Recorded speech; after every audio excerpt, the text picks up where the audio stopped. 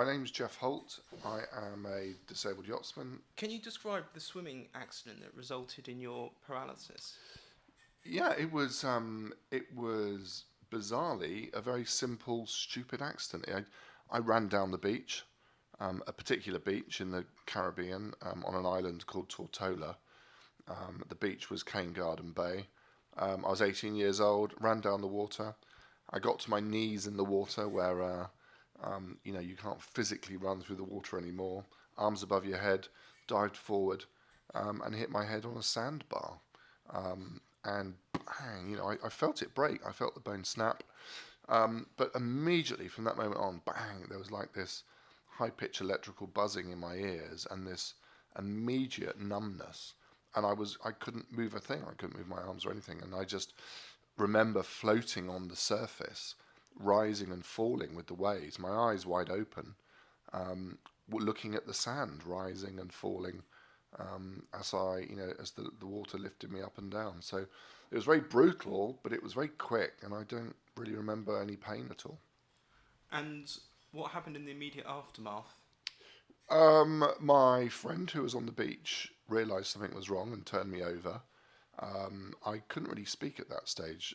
My voice was knocked out, so he realised something was wrong and pulled me out of the water. I spent well over an hour on the beach waiting for an ambulance. This is a remote part of the island, and eventually an ambulance arrived. Um, about 30 years now. I was a young lad, so people's understanding of spinal injury was very poor then. Um, and I'm not going to blame anybody for making things worse, but the ambulanceman put his one arm under my neck and one arm under my legs to lift me up. Nowadays you'd use a spinal board. And they got me in the ambulance and we drove to hospital very, very fast. Well, of course, these days you wouldn't do that. And eventually they flew me out of the island that night to Puerto Rico, which is about 60, 80 miles north of Tortola. And I spent 3 weeks there, I guess. So that was my first real understanding that something serious had happened. What sort of information were you receiving from the medical professionals at that point? It's very limited. You got to remember that they're Spanish. Their English was very poor. My Spanish was not very good. Um, they translated that they thought I'd broken my spine, and they did some quite intrusive procedures that these days we wouldn't do. For example, they injected a radioactive dye into my top of my spine, to see on an X-ray the day later if the dye had gone from the top to the bottom. I think they were looking to see if there was a break or not. They screwed traction into my skull, quite literally screwed nails in either side of my skull, to hang weights off the end of the bed to keep my neck straight. So these were quite medieval practices that I just endured because I didn't know what was right and what was wrong. So all I could do was hope that I was going to get better.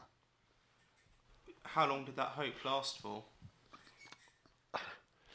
Without being flippant, I think it lasts for 3, 4, 5 years. Um, and the reason I say that is because people hope is the one thing I think, that perhaps it's quite an interesting word. Hope is what gives people strength in tough times to get through those tough times.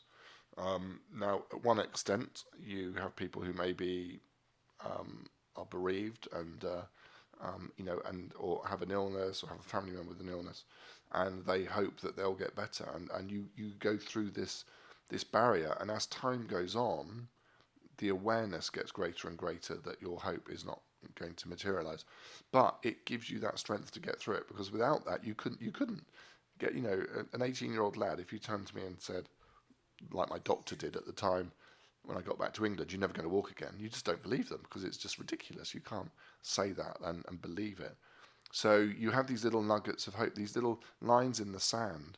A rumor goes round that if you don't get a feeling back after 6 weeks, then you will never get your feeling back.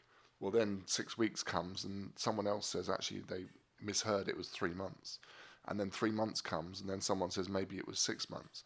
So you've got this little lines in the sand that take you on to the next step and next step and next step. And suddenly you look back and you think, crikey, a year's gone, 2 years gone, 5 years are gone. You know, let's just get on with life.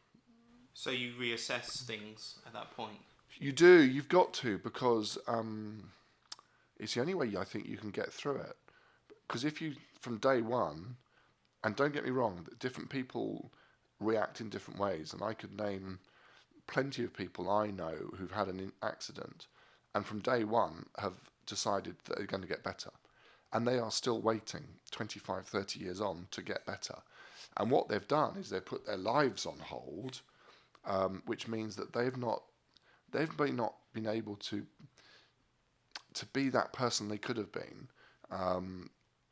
And I'm not saying that I've got any special insight into this, but I accepted from a very early age that I was just going to get on with my life. So I've been able to enjoy all those lovely things that people do, going on holiday, getting married, starting a family, all those sorts of things, and just accepted that I have a disability. So it's rather sad to see people resigning themselves to the fact that they may never walk again. Does your hope come from any religious faith? No, it doesn't. But I will make a point of saying almost exactly the opposite. Now, this is going to alienate probably 50% of the listeners, but I am an atheist. I don't believe in any higher being. I believe that what we have that gets us through these difficult times is genetic. It's something within us as human beings that gets us through these tough times. But having said that, if someone has a faith and uses that as the hope to get them through it, then that's fantastic. Who am I to say that's wrong? I think you can use, as human beings, we need any coping mechanism we can use to get us through tough times. And if faith to me almost is a religious faith is almost too easy an option for me. It would be all too easy to say that it was, a higher being's plan for me, and therefore it's a good thing, and I shouldn't be upset. I don't believe that. I just believe that I did something stupid on the day, and I've got to get on with my life because I'm only going to get one life. And my wife, when I eventually leave this mortal coil, my wife and my son want to have nice memories of me and my family, and so that's how I get through. I don't think, just the last point on this, I don't think by not having a faith or being an atheist doesn't mean you don't have a moral compass. I think you can be as equally caring, loving, and compassionate about your fellow human beings, whether you believe in a God or you don't. So your atheism, has it existed from your birth? I.e., it hasn't necessarily changed your religious perspective as a result of your accident? You haven't turned away from any God? No, I was one of those large percentage of the population that was just bumbling through life, not even questioning it. I was christened. I was brought up a Catholic. I went to a Catholic school. I was taught by Catholic brothers. We were taught about religion. I'm not sure if I believed or I didn't believe. It wasn't even bothering me. I just went through life. But I tell you where it first started to question it was when my son was born, and we felt this obligation to get him christened, and friends of ours said that they had their children christened so they could go to a good Christian school when they're older. And I thought, why would you lie like that? Surely that's the hypocrisy of that is worse than saying you don't believe in a God at all. So I started to question it at that stage, and I started to realise that you can question these things, and you don't have to conform. It doesn't mean to say you shouldn't respect other people's beliefs, and I really do believe in respecting other people's views. But as far as I'm concerned, I don't need a religion to know that I try and live a good life. How have the emotional ramifications of your accident changed over time, if at all? I think as I've got older, you see, what's difficult is that I've got older as a human being, and if I hadn't had my accident, I would probably be answering in exactly the same way, because as you get older, we'd like to think we get wiser. Um, in some respects, we get more tolerant. In other respects, we get less tolerant. In terms of me with my accident, I was never angry with it. But what I would say is that there was a lot of things that I couldn't do then, and I still can't do now. Excuse me. Um, but in earlier days, that would cause me frustration.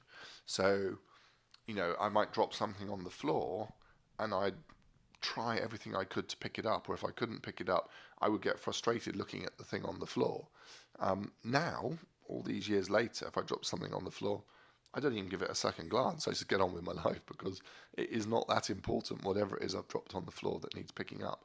And if it's really, really, really important, then I'll find a way to get it off the floor, even if that means telephoning the neighbour or something. So, and I square that circle with myself by thinking there are things that my family, my non-disabled family, can't do either.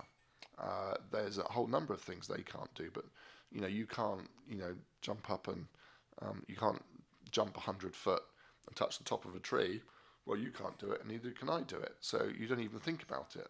The thing is, I can't do a few more things than everyone else can't do, if that makes sense.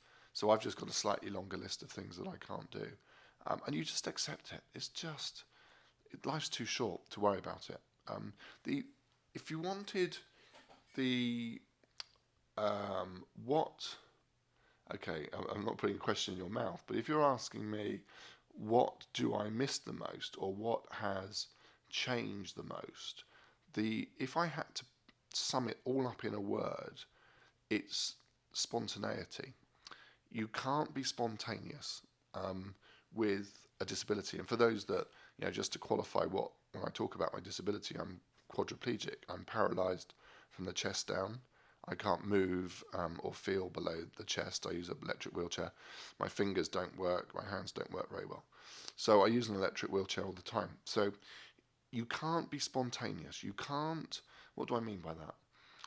You can't just be sat down with your wife and put your hand in her hand. You can't see your son sleeping and just lean over and give him a kiss goodnight. You can't, any number of things, driving home and suddenly think, oh, I'm going to stop off and, have a quick beer at the pub. There's a whole load of things in your world that you can't do. And you have to plan. And that takes away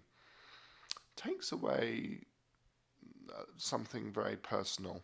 For example, if I want to go to London tomorrow, I can't wake up in the morning and think I'll go to London tomorrow. I have to have pre-booked a train to get me there, and then I'll have the worry about whether I'm wearing the right shoes when I'm in the taxi, that it doesn't, hurt my feet.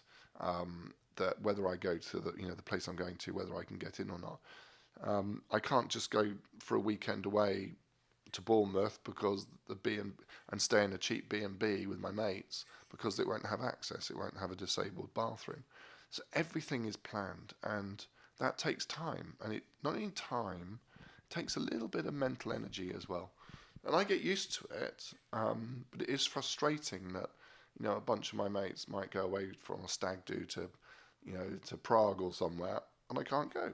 I can't go because I need to organise care, and then the moment you start planning it all, the spontaneity is gone, and the whole fun of it's gone. So, and that is down to every last detail of how I live my life. Tomorrow morning, I know my wife will wake up at 6:30, so she can start to get me ready at about 7:10, and by 7:30 I'll be in my wheelchair so that we can then take my son to school. And it all has to be planned like that. And I know a lot of people also have to plan their lives, but there's this added layer of concern and worry with everything I do. But those moments, given all of that, those moments that you do share with your wife and your son, is the beauty of them more intensified? No. That sounds quite a negative thing to say. They're still special, of course they're special. when we're all walking in the park, it's still as special as any other family.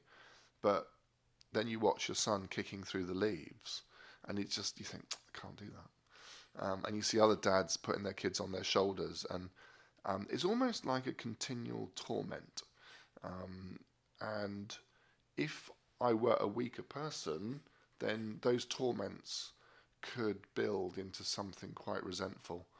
You just you see people in their nice woolly sweaters in the winter, snuggling up and walking through the woods and doing all those sort of romantic things. It just can't. Life isn't like that. You have to accept it is not like that. No matter how romantic or private you want to be, you can't do it. You just have to accept that it is. It's clinical. Everything is clinical. From the fact that my wife, when she gets me up, has to wash my hands and face and shower me. There's no privacy. There's no intimacy in that respect. Everything is laid bare, and that is part of being human that most of us have. That's our, sacrosanct to us. For example, I went shopping today to buy my wife some Christmas presents.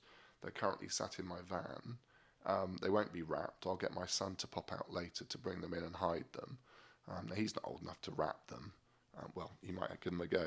But it's just taken away any possibility of me making that a private thing. I can't. I have to involve other people. And I'm not getting the violins out. This isn't a sob story. This is just the fact of life. There's no secrets. You just have to get through your life sharing things that should be quite personal. Where does your strength of character come from?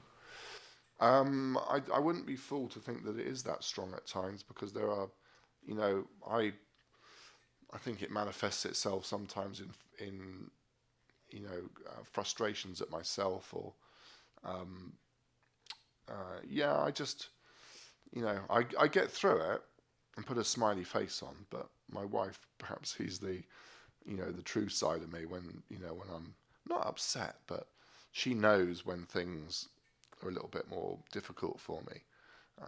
And people are not interested in knowing, how are you today, Geoff? You don't want to know. I said, I had a tough day today. You don't want to know that at all. You want to see a smiley face saying, I'm fine, and everyone goes away and says, I met Geoff today. He's really great. And he smiles. He's a happy chap.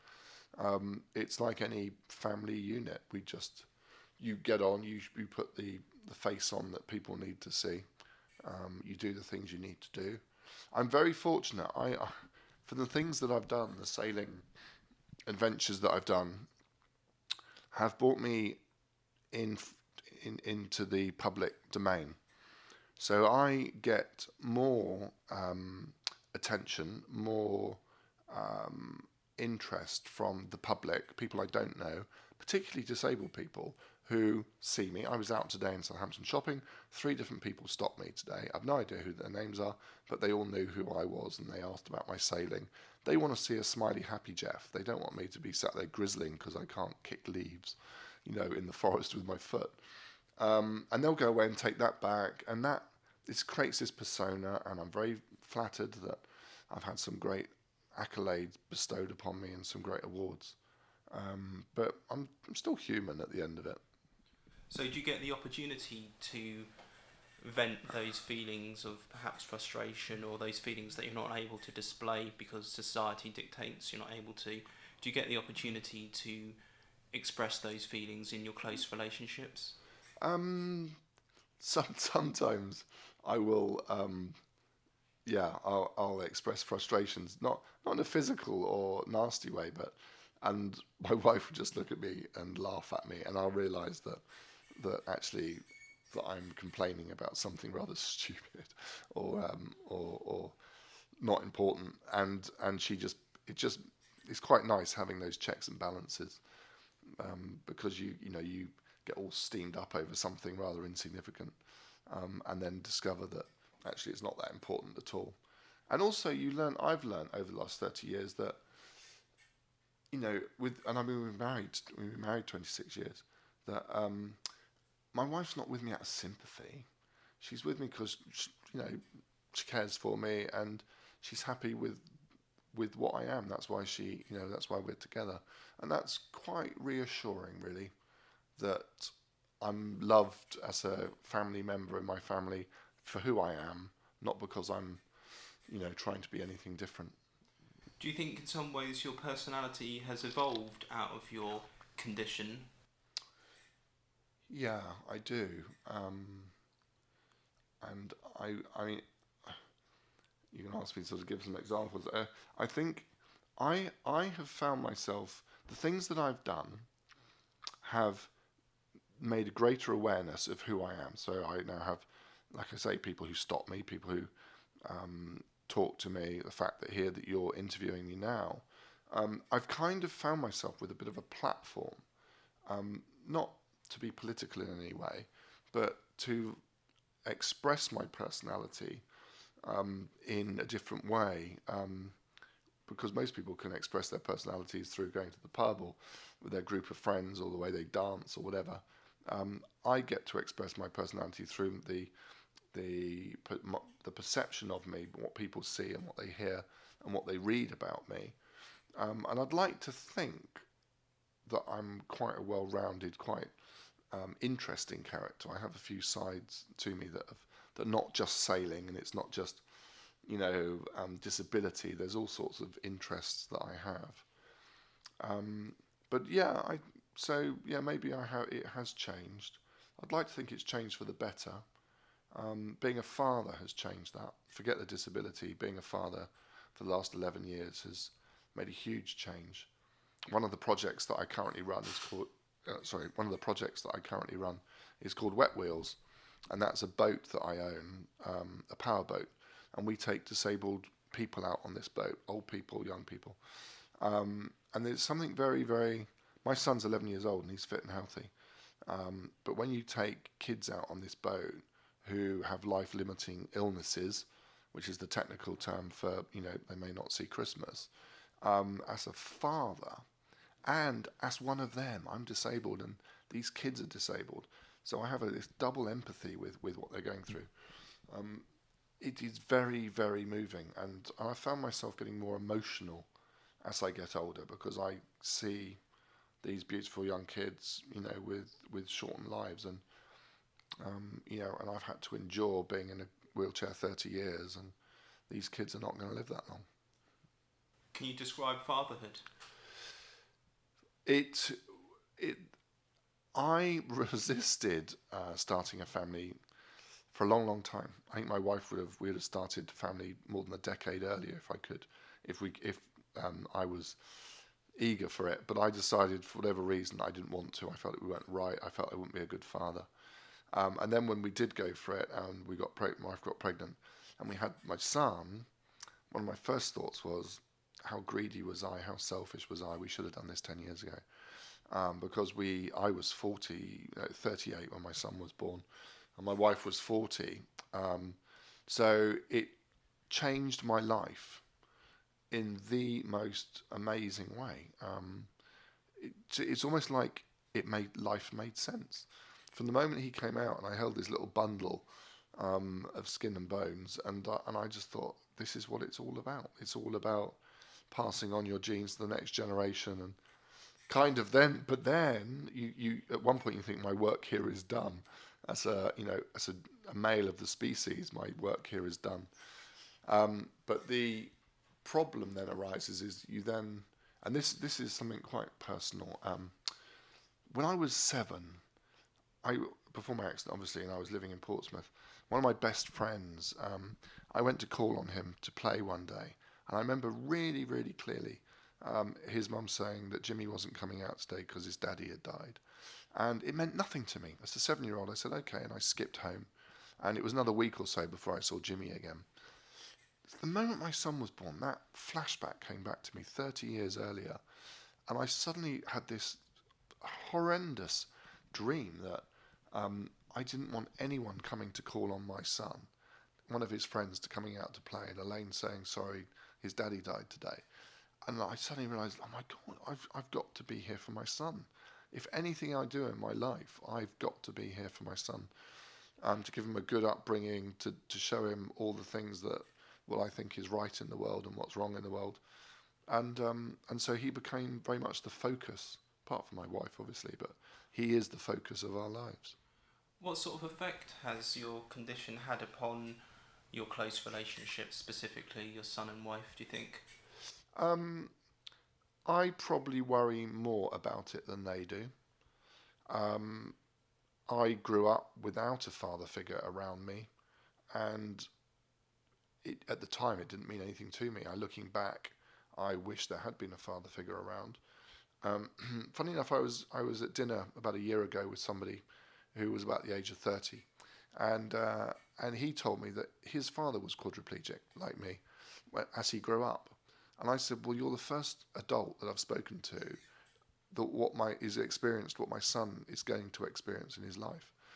And I said, what was it like knowing your dad was in a wheelchair? He said, well, dad was just dad. I never really, thought twice that he was in a wheelchair or felt any differently because dad couldn't throw a football or kick a football or, do those things. We did other things with dad, and that kind of put my mind at rest. It took many years to get to that point, but it did put my mind at rest to think, hopefully, when I'm long gone, that Tim, when someone says to him, what was it like having a dad in a wheelchair, that he will turn around and say, I don't know, dad was just dad. So I think it's me that worries more about it. Elaine is, she's a miracle worker. She, not only looks after me, but looks after the house and Tim. And we're a very, very close unit. We're very lucky to have that closeness. But with that comes this knife edge of falling off if one of us becomes ill. And it can go wrong very, very quickly. All it takes is for, Elaine to trip and hurt herself or something, and suddenly the whole routine goes off the rails, which will immediately affects me in my care. It affects Tim because I can't look after him, and there's that huge. I worry too much, and I have this responsibility on my shoulders, these worries that sit on my shoulders, and I sometimes go to bed at night thinking, crikey, if Elaine's not well, then I physically can't look after Tim, I can't take the dog for a walk, I can't clean the house, I can't do this, I can't do that. But I'm worrying about something that's not happened. So I think one lesson in life is don't waste time worrying about things that haven't happened and just deal with them when they do. Is that psychologically debilitating, that worry? Can be at times, particularly if you get yourself in this little twisted knot in your head about things. And, there's been times over the last 30 years where, Elaine may have shown a symptom of not being well, and for whatever reason in your mind, you're putting two and two together and coming up with five and thinking it's going to be a lot worse. And oh my goodness, what happens if anything happens to Elaine?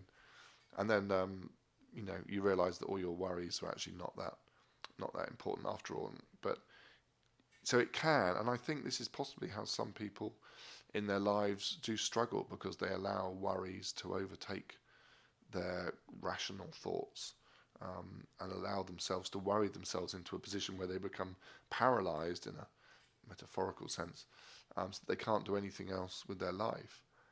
The way I crack on with it is I just think of other things and move on. What are some of the lowest moments you've experienced in your adult life? Without doubt, one of the lowest was when, it was one of those moments 15 years ago before Tim was born. Elaine was taken poorly and was rushed into hospital, and she had a stomach problem that kept her in hospital for 2 to 3 months. And you have to remember that Elaine was my nurse in hospital, and Elaine was my nurse in hospital, and when I left hospital, I took Elaine with me. So Elaine has been with me morning, noon, and night every day for every year, every day of every week of every month of every year that we've been together. So suddenly, at one lunchtime, bang, Elaine's poorly, rushed into hospital. Well, that's not a problem. We organised external care to come in, different people to come and help me. And suddenly I was in this situation where there was 1 or 2 different people a day coming in for a few hours a day, and then different people the following day, and different people the following day. And every one of these people, how do you like your coffee? How do you want me to put your t-shirt on? How do you brush your teeth? All the, how do you want, which shoes today, and all these things that Elaine and I as a team, we just do. And for the first time in 15 years, it hit me that how disabled I was. And that's going to sound a really strange thing. Whether you call it the wall or whatever, a lot of people hit that wall quite early on in their disability. I had the luxury with Elaine of not realising how lucky I was until 15 years after the accident. Suddenly she wasn't there. And suddenly Geoff, this chap that would turn up to work at 7:30 in the morning, I could go to work and they'd say, Geoff, you've got to be in London, by the way, tomorrow at 8, and we won't be home till gone midnight. Yeah, fine, no problem. Elaine would get up and help me to manage all of that. Of course, without Elaine, that's not possible. The system, the health system that exists out there, doesn't work like that. You'll be lucky if a district nurse will come in before 7 o'clock to help medically, and then after that, a carer will come in maybe between 10 and 12 to help you get up, and they'll be back again at 6 to help you go to bed again. Well, you can't work like that. You can't live your life like that. And so all of a sudden, our life was turned upside down. I had to go on long-term absence from my job. I had to give up a whole load of committees that I sat on. And all of a sudden, Geoff, this accessible character that had opinions on things, who was contributing to society in a way that, for the first time ever, someone with a high spinal cord injury was sitting on councils and committees, giving input as to what it was like, to be in that position. Suddenly, I was, along with everybody else in this disabled community, I was having to use the same care packages that they used, and I was extracted from my, for what I considered to be my life. So that was really, really tough, and there was a lot of soul searching and thinking during those moments, and realization just how lucky I was to have the help of Elaine. Is that your overriding perception of your wife in some respects? Is it the main thing you take out of the relationship? I'm very lucky. In the early days, a lot of my family would say, they'd introduce me to people and ask, and they'd say, oh, this is Geoff, and this is his wife, she's a nurse. She looks after him. And both of us hated that, and we still do today. She just happens to be my wife, like any other wife, who does a whole heap more stuff for me than anyone else. And I don't want to think of her in that way, because that's kind of dismissing all the other things that I get from Elaine, which is, as a wife, a husband and wife, the friendship, the companionship, the love, the laughs, the ups, the downs, and all of those things we have, but there's just that added layer of personal care on top of it. What are some of the high points of your life, do you think, in terms of your yachtsmanship? There's no question that sailing around Britain, getting back from sailing around Britain, was a highlight. It was a highlight because it had been so difficult to do. So many people said it wasn't possible to do it. And it was an idea that I'd conceived. I had created the project. I'd found the people, found the funding, so pretty much all on my own, and I delivered on that with the help of these, my crew. We delivered it, and that was a real feeling of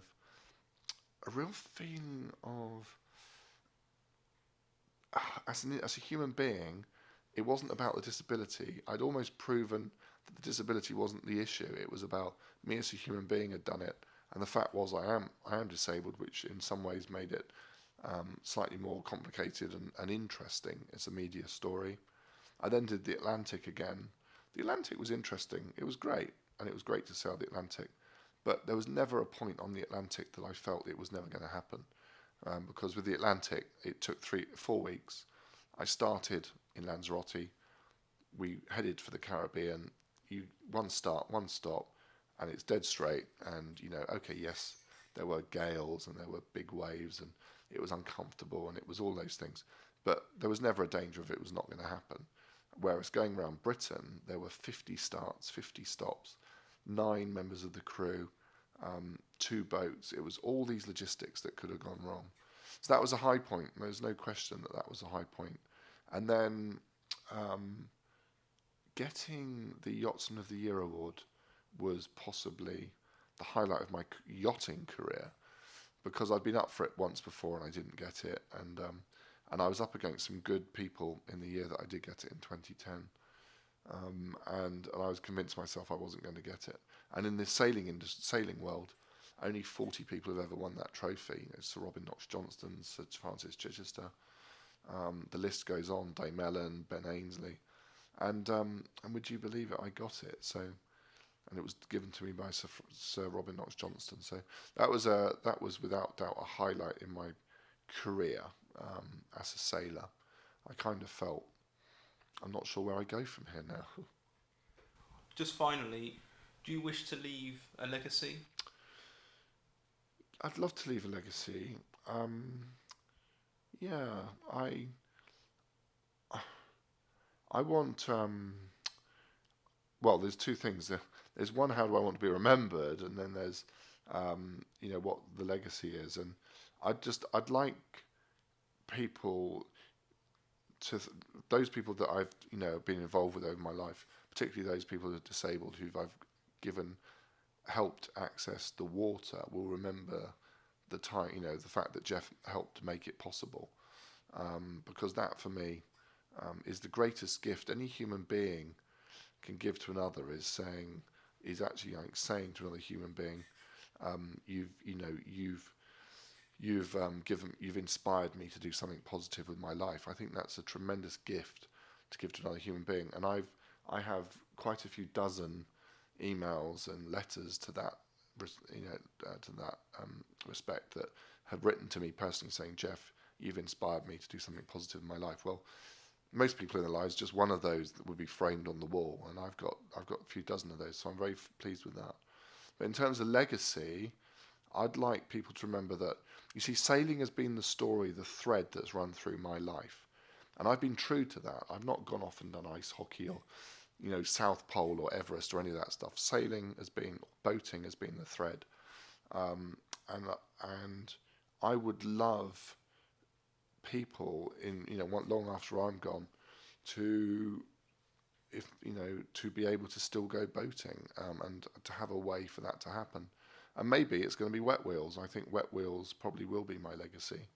Not only the boat physically, which exists, but the name and the concept of getting people out on boats. That I'd love that wet wheels concept to grow. I'd like it to go nationwide. I'd like it to go international. So when people think wet wheels, I think, that's that Geoff Holt's boat, that Geoff Holt guy. And the wet wheels boat means that I can, no matter what my disability, I can get on it and go and share a little bit of enjoyment that he used to get when he was on the water. Finally, what is it about the sea? Oh, I had a meeting this morning. I'm going to name drop now. I had a meeting this morning with the Ellen MacArthur Cancer Trust, and we asked ourselves that very same question. What is it about the sea? And the reason I say that is because we are looking to do some research into finding out empirical research as to what it is that is, because there's something about being on the water. There's something about it that, at its most raw, it puts a smile on your face. And you can't legislate for that. You can't make people do it. You can't force them to. So at its rawest basic level, it puts a smile on the face.